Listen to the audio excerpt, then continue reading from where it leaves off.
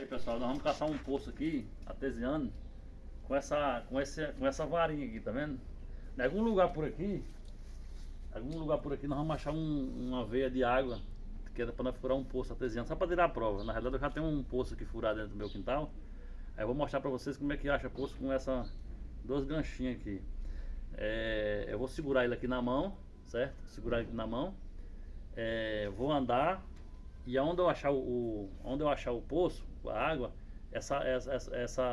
esse gancho ele vai descer para baixo, vai descer, vai apoiar e vai, certo? Ele vai apontar onde é que está o centro da água. Então vamos lá, vamos começar agora. Apertado na mão, segurar aqui.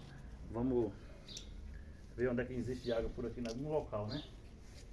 Onde ele conseguir achar a água, ele vai baixar. Ele vai baixar totalmente. Papai vai descer. Né?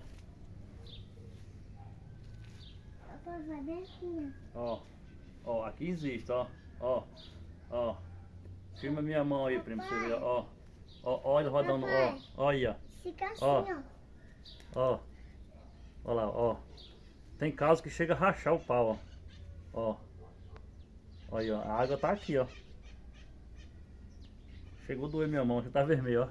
A água é aqui, ó. Não é montagem não, gente. Isso aqui é sério, viu? Não é montagem não. Agora, meu primo viu, né? Agora, meu primo, nós temos um poço aqui na minha casa, né? Tá ligado a água. Vamos lá, vamos no local pra vocês verem. Isso não é montagem, isso não é fantasia. Isso é como se diz, isso é ciência.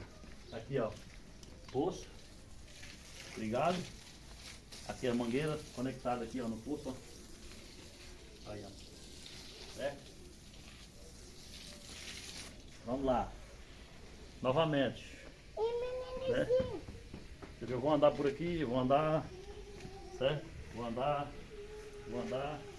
Vou beirar. Não tem, tá vendo? Ó, não tem nada.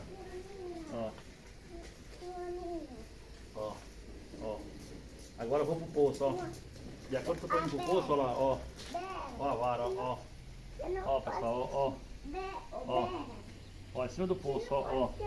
Olha só, ó a ciência, ó aí, ó. Tá vendo? Ó. Agora, olha a cor da minha mão aqui, primo. Filma aqui na minha mão. Vou abrir minha mão pra você ver a cor dos dedos que ficou.